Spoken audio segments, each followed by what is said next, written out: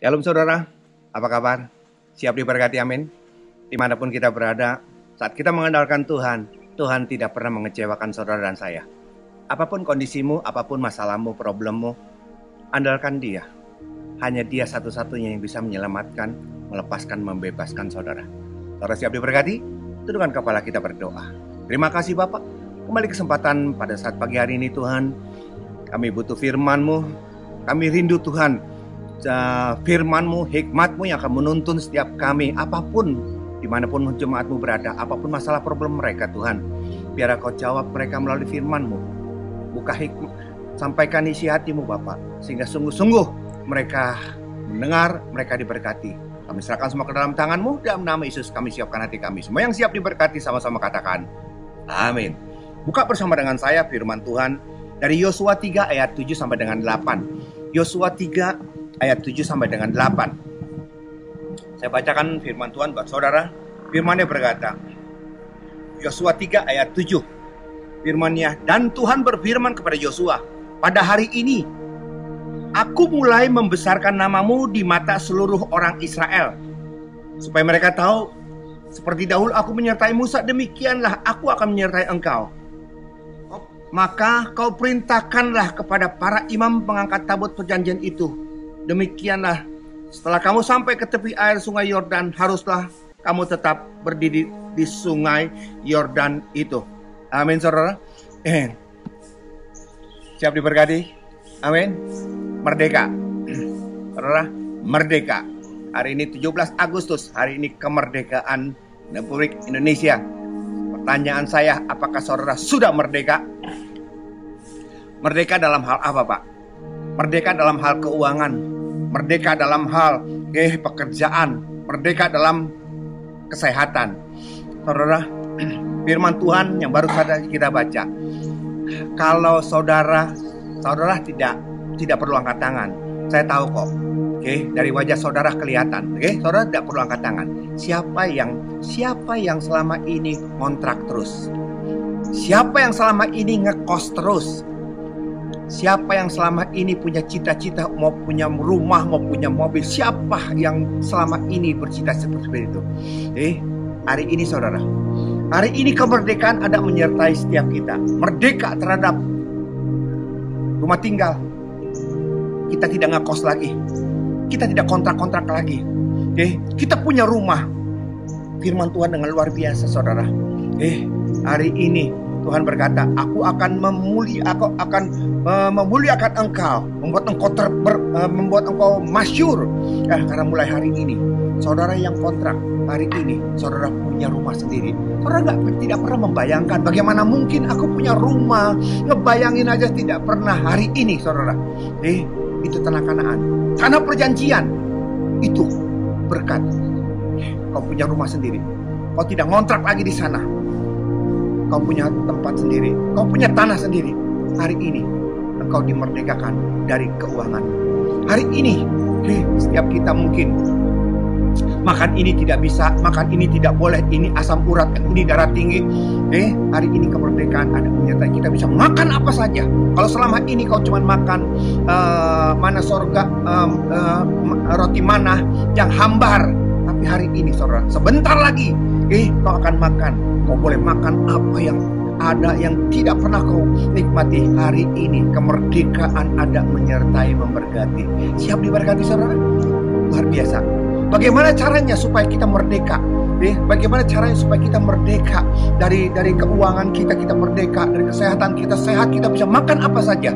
Saudara, kita lihat firman Tuhan. Yosua 1 ayat 2. Yosua 1 ayat 2. Firman-Nya berkata, hambaku Musa telah mati. Sebab itu bersiaplah sekarang, seberangilah sungai Yordan ini, engkau dan seluruh bangsa ini, menuju negeri yang akan kuberikan kepada mereka,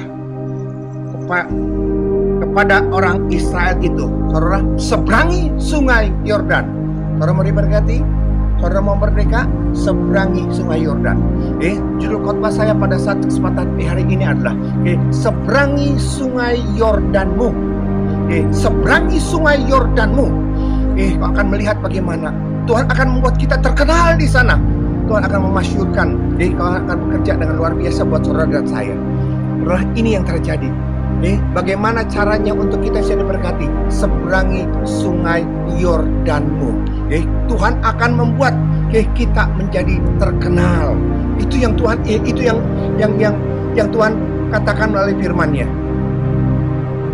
Tapi satu hal seringkali kita berkata, kita mau dibebaskan dari keuangan, kita mau dibebaskan dari makanan, kita bisa makan segala sesuatu. Kenapa harus melewati sungai Yordan? Tanpa kita sadari, saudara, seringkali Tuhan mengizinkan ada problem dan masalah.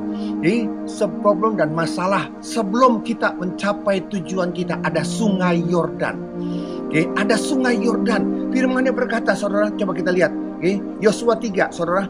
Yosua 3 ayat 7. Yosua 3 ayat 7, saudara. Kita lihat Yosua 3 ayat 7. Firman-Nya berkata apa? Dan Tuhan berfirman kepada Yosua, pada hari inilah aku mulai membesarkan namamu di mata seluruh orang Israel. Saudara mau melihat kuasa Tuhan dinyatakan? Saudara mau melihat mujizat terjadi? Saudara mau lihat kesembuhan terjadi?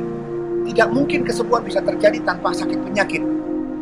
Tidak mungkin mujizat terjadi, orang buta bisa melihat tanpa orang itu buta dulu. Kita harus mengalami itu semuanya. Untuk bisa mencapai tanah Kanaan, kita harus seberangi sungai Yordan. Karena melalui sungai Yordan ini, kuasa Tuhan dinyatakan, mujizat terjadi, dan nama kita di Tuhan akan memasyurkan nama kita karena Tuhan bekerja melalui kita dengan luar biasa. Ingat saudara, Daud, kapan dia terkenal? Kapan orang kenal Daud? Daud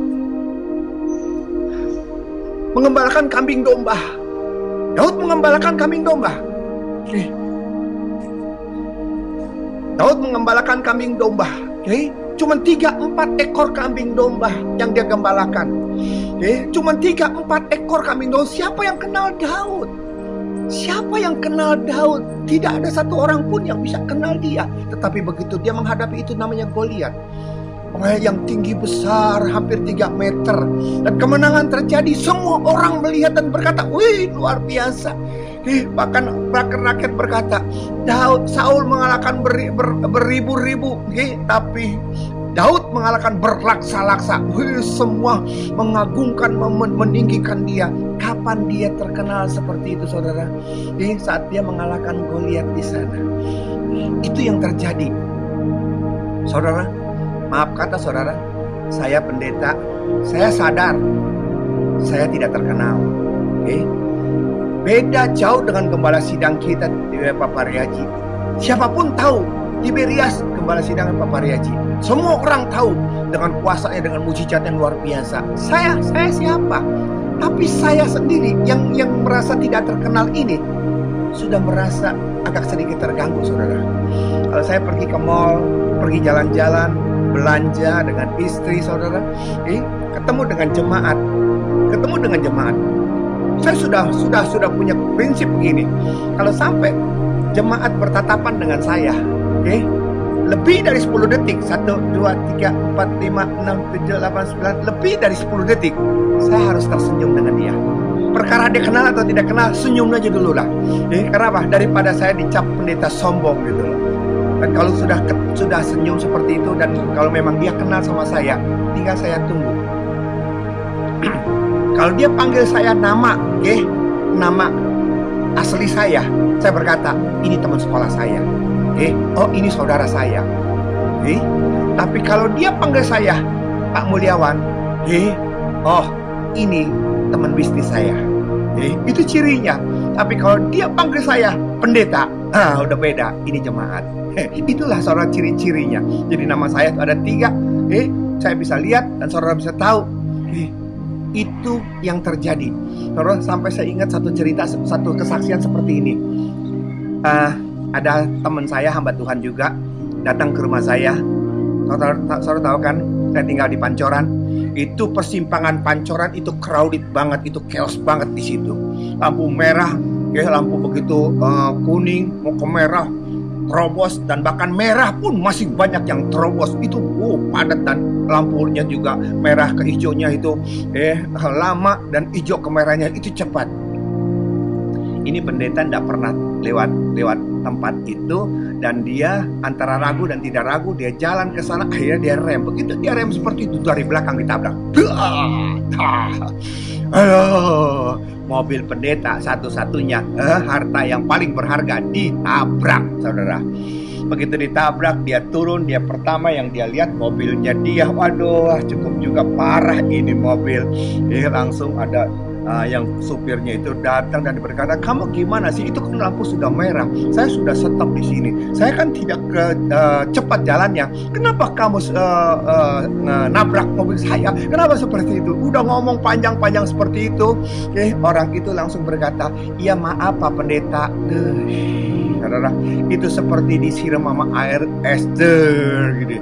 Oh, dia udah kadungan ngomong, berkabung komplain seperti itu, tidak tahu yang diomelin itulah jemaat, saudara.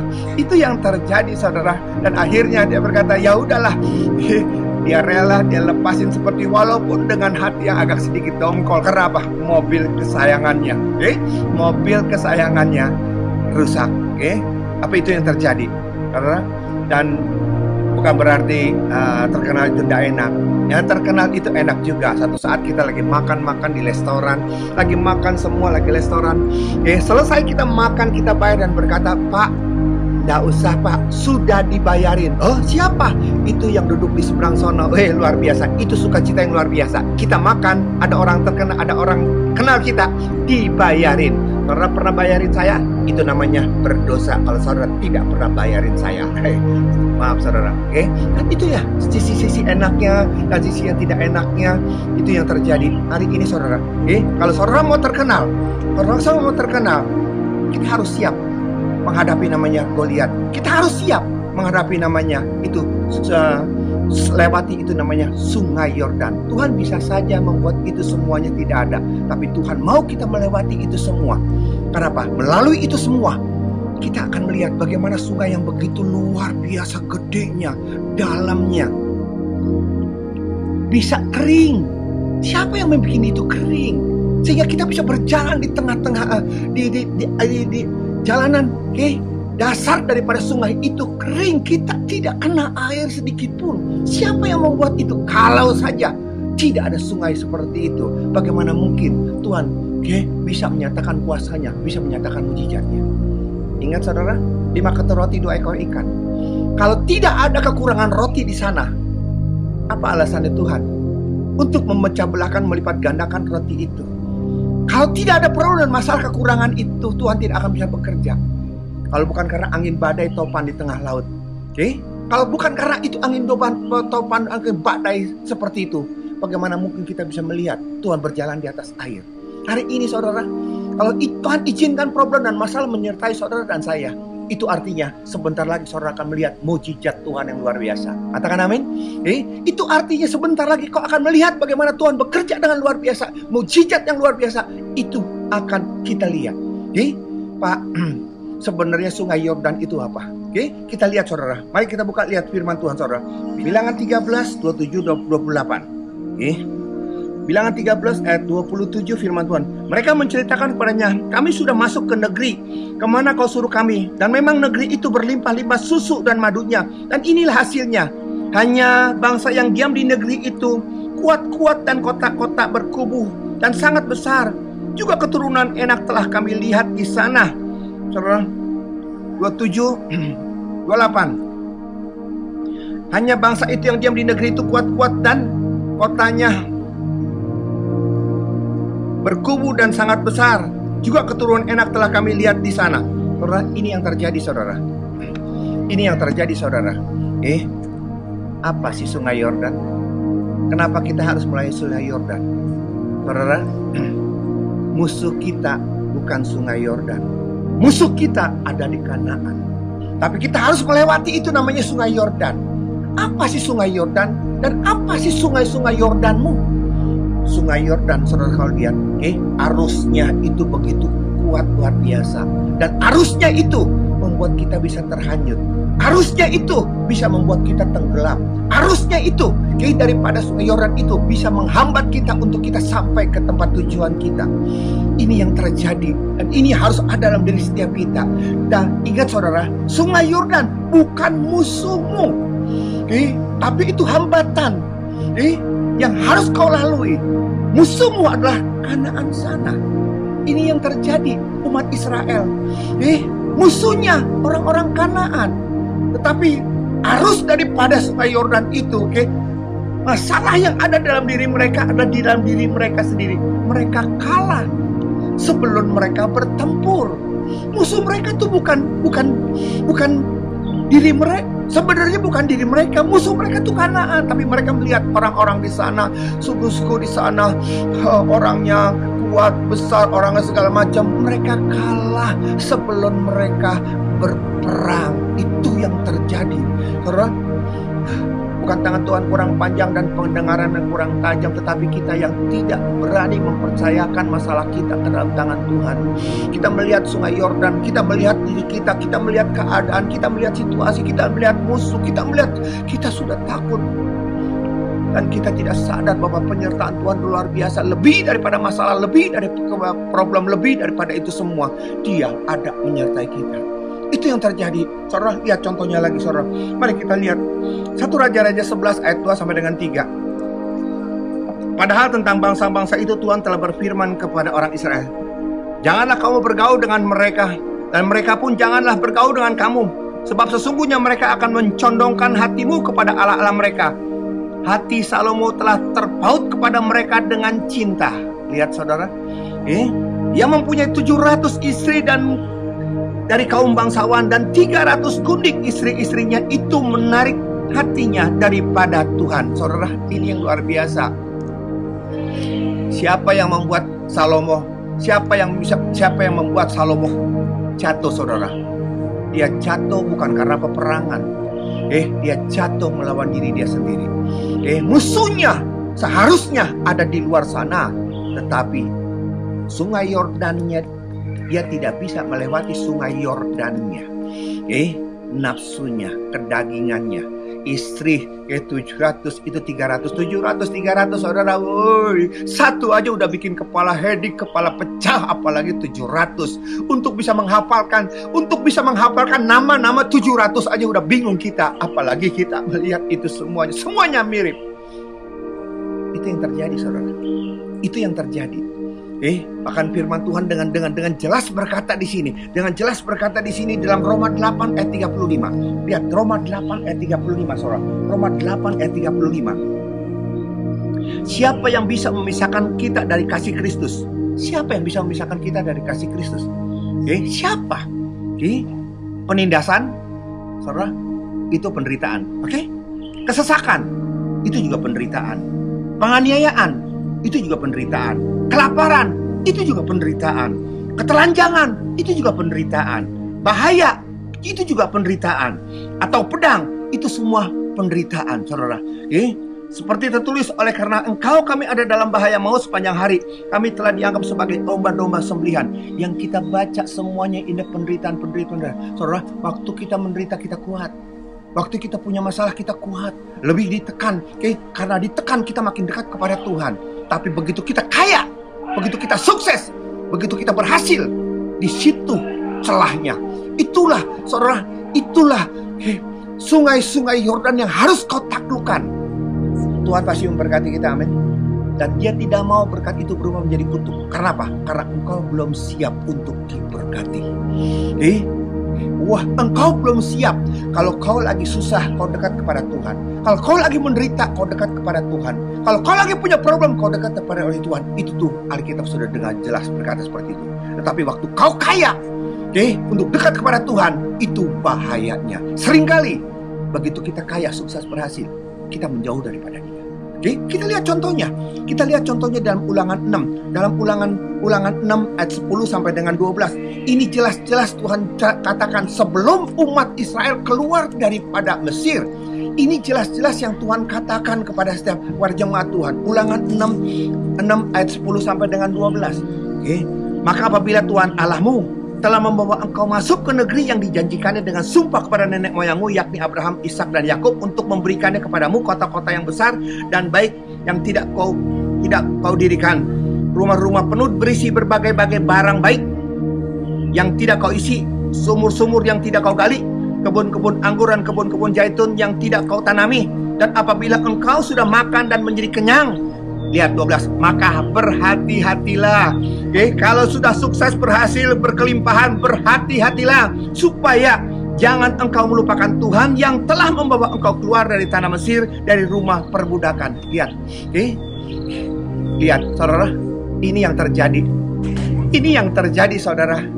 Saat mereka keluar, Tuhan berkata, jarah, minta pada orang-orang Mesir.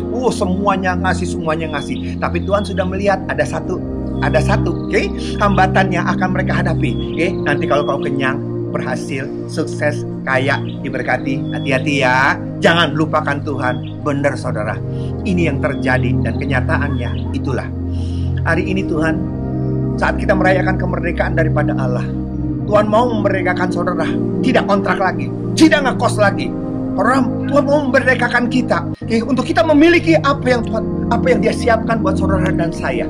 Tapi saudara, persiapkan dirimu. Siapkah saudara menyeberangi sungai-sungai Yordanmu? Problemmu, masalahmu, keinginanmu, emosimu, keserakahanmu, kedaginganmu. Kalau kau tidak bisa menguasai, jangan seperti umat Israel. Musuh mereka ada di depan, tapi musuh yang sesungguhnya ada dalam diri mereka sendiri. Mereka kalah di sini, mereka takut, mereka kalah sebelum mereka perang. Hari-hari ini kita diserang dengan pandemi COVID-19, COVID Delta, segala macam COVID apapun itu. Saudara, saya mau katakan kepada saudara, kalau kau melihat dari sisi yang negatif, kau berkata kenapa. Tapi hari ini coba kita bilang, hari ini aku mau dimerdekakan dari rasa takut, dari rasa cemas, karena aku percaya melalui COVID-19 ini nama Tuhan akan dimuliakan. Melalui COVID-19 ini kita akan terkenal sukses. Kenapa? Karena Tuhan nyata perlindungannya buat saudara dan saya. Jangan putus asa. Amin. Jangan putus asa. Kalau Tuhan izinkan problem dan masalah, seberangi sungai Yordan. Karena di sanalah Tuhan sudah siapkan berkat yang luar biasa buat saudara dan saya. Jangan putus asa. Amin. Tundukkan kepala kita berdoa. Hambamu sudah selesai berbicara di hari kemerdekaan ini. Biar jemaatmu dimanapun mereka berada, kemerdekaan sungguh-sungguh dapat mereka raih. Mereka bebas daripada kekurangan finance, mereka bebas dari sakit penyakit, mereka bebas dari keterikatan. Karena mereka berani menyeberangi sungai Yordan mereka. Kuatkan mereka, tuntun mereka, sehingga mereka bisa meraih seperti apa yang kau inginkan buat mereka, memberkati mereka dengan luar biasa. Memberkati negara kami, presiden, wakil presiden, gubernur, dokter, suster, dan semua jajaran sampai yang terendah. Tutup bungkus mereka dengan kuasa darah-Mu. Kami percaya COVID-19 tidak memporak-porandakan. COVID-19 tidak pernah akan menghancurkan negara kami, karena ada orang benar yang berdoa untuk negara Indonesia. Terima kasih Bapak, dalam nama Yesus kami berdoa. Haleluya. Amin. Shalom saudara, terima kasih. Kita sudah sampai jumpa dalam sesi akan datang. Tuhan Yesus memberkati. Amin. Shalom.